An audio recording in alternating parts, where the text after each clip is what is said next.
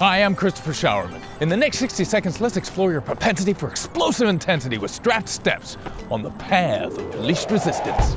Find a sturdy fence, tree, or post near a high step or raised flat surface. Secure your leashes so the handles hang about chest high. Face the pick point with your hands through the handles so the loops grip around your wrists. Start with 1 foot up on the step and your elbows by your sides. Then fire your raised foot down on the taller surface while extending your arms down with your triceps to launch yourself up like a rocket. Switch your feet at the top so your opposite foot is higher when you come back to earth. Your calves, quads, glutes, hamstrings, core, and tricep all work together to create this heart-pounding metabo blast off. And if that's easy, you probably haven't done enough of them yet. Check your equipment before every workout, have a training partner spot you, and always leave the gym nicer than you found it. Throw a bounce house party for some hard-hearted cardio with strapped steps on the path of least resistance.